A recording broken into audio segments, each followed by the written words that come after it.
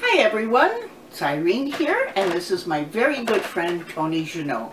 Toni and I, as you can see, we are not wearing masks, but we're very close and we do a lot of stuff together, so Toni and I are in the same bubble, which is why we are not wearing our masks. So today, Toni is going to make a French-Canadian recipe for us, which is called, I might not get this right, Glissantes. Yep. Glissantes. Okay. Glissantes. All right. So, and what I wanted to ask her first, though, is what is the roots of this this recipe? But just a little bit more about Toni. So Toni was born and bred here, so she is a true Penetanguishene, and she's involved in a lot of services within the community. She is a Legion member, the Veterans Knits, yeah, that's it, and Penetanguishene Lions Club forever and ever. This is how I met Toni, and we're hoping that she's going to be on the Penetanguishene Museum and Heritage Committee, hopefully in the new year. So I guess we'll first start with, what is the history of this home recipe? It's a recipe that's been in our life as long as I can remember. My grandmother used to make them all the time. My mum fed the 10 of us with sliders, as the English people call it. Glissantes, but it's easier to say sliders. And everybody just seems to love them. And if we were to get a request for, my mum would ask us sometimes what was our favorite meal, and it was always chicken and Glissantes, was especially the boys, because none of them had someone that would make them for them. So good. And you have a picture of your grandmother, don't you? yes, Can we take a look at it? Yeah.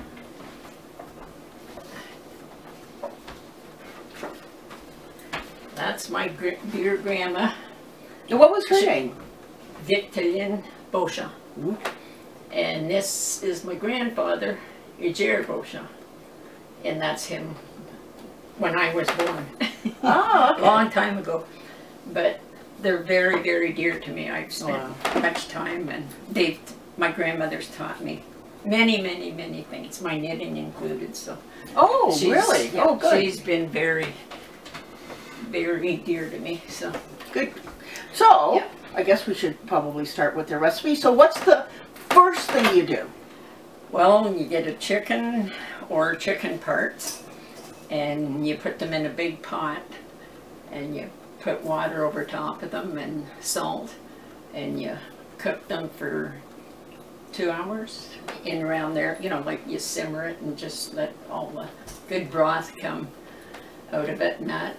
And then you take 1 cup of the broth out and you cool it to use in your Glissantes recipe. That's the broth, that's the liquid that we use in there, and it gives it that special flavor. So I use celery. I use half a cup of celery. You chop it up fine. I use a carrot all the time because it gives it a bit more flavor, and an onion, and you just dice them up and you put them in your broth, and it adds a lot of great flavor along with the chicken. Do you put that all in when you're doing the cooking? Like when you're boiling it? Yeah, shortly after you get the chicken and the broth going. Yeah. All right. Good. And then you get your cup of broth, which is the most important part, because it gives it all that good flavor. Yeah.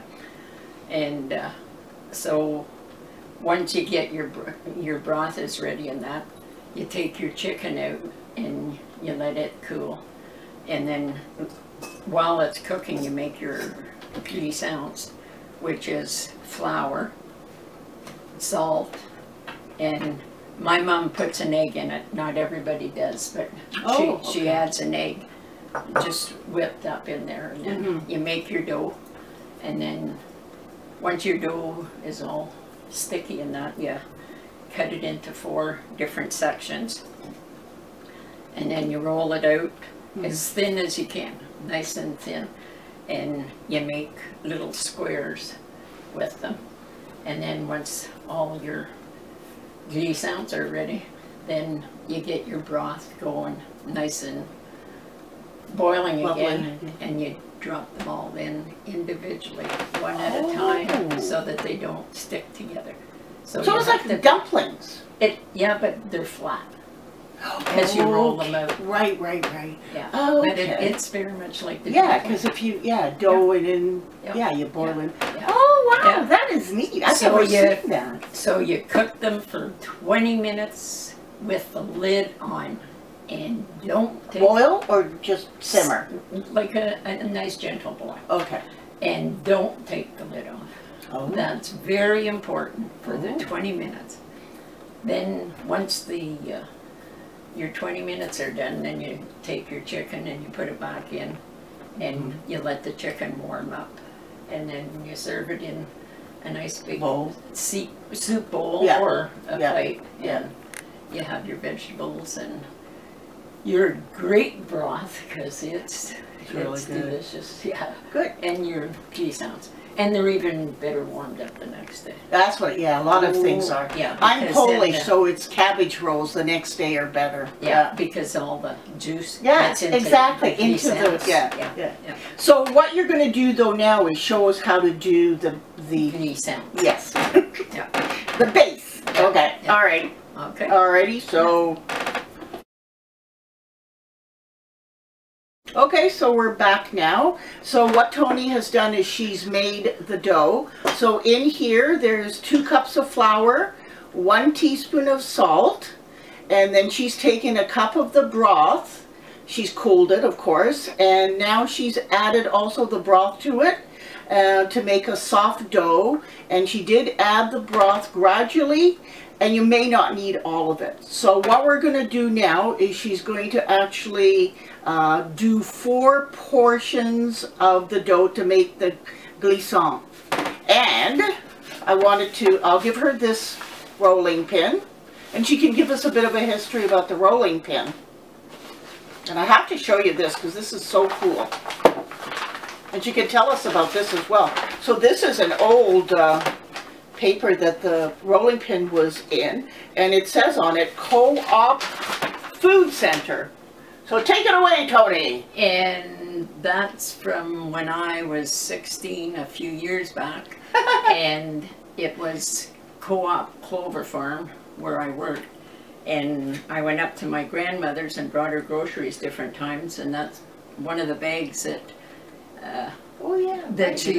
she used to wrap her rolling pin up, which is my grandmother's, which is very great, and I love it. Goes a long ways. And my grandmother'd be 132 now. So wow. So she's used it all her years on the farm. So it's definitely over 100. Oh heavens, yeah. Yeah. So there you go. And it does a great job. So yep, lots of miles on it. Okay, you want to move that bowl? Here, I'll move that. Yeah, thank you. Yeah, I just thought of it too. Yep. Get a little bit of flour on there because it's pretty sticky.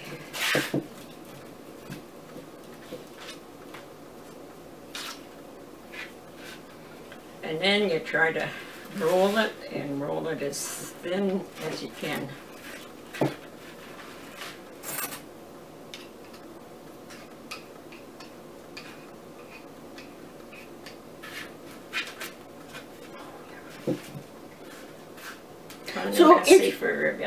So if you cut this into 4 portions, that doesn't mean one of those is only going to be 1 portion? Or is no, it's going to make all kinds of glissants. Okay.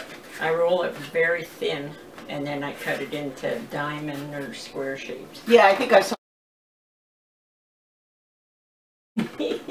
So here we are again. So Toni has rolled out the 1/4 that she took out of the pastry stuff that she did. And now she's going to cut it, I guess, into diamonds or squares, whichever.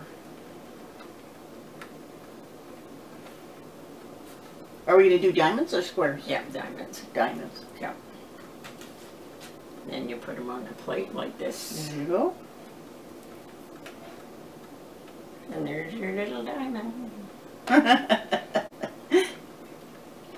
Maybe a diamond or a square doesn't really matter. No. Because, you know, like, it still goes in the pot. Yeah. With the point anyway. So. But remember, thin.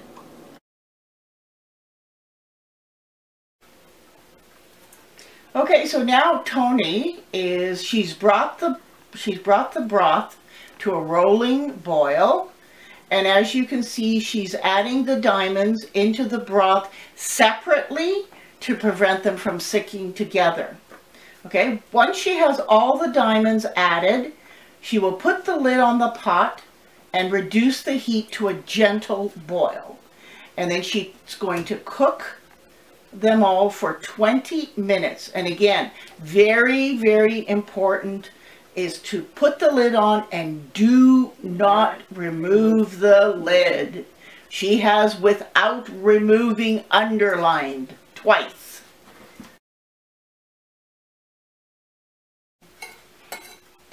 Okay, so now Toni the Glissantes, it's been 20 minutes, and Toni is adding the piece of chickens that she had to make the chicken broth, because you would add that with it.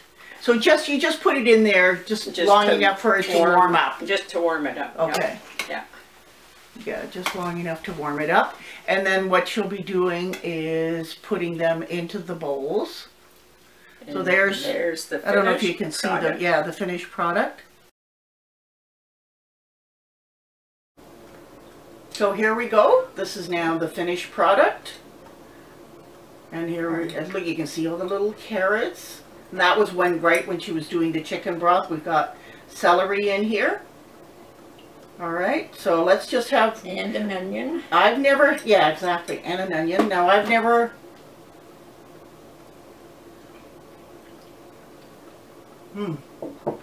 Very nice.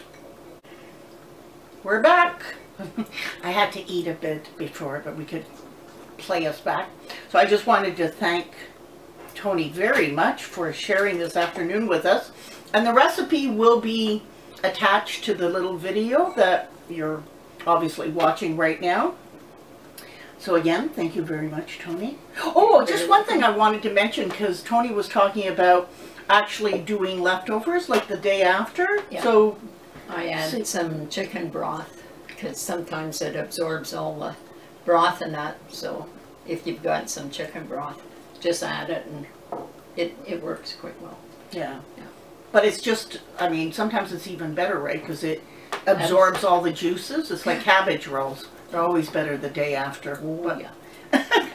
So here we go. So hopefully you enjoyed watching this, and you will definitely enjoy the dish. So definitely make it. Okay? Thank you. Thank you, Toni. You're welcome.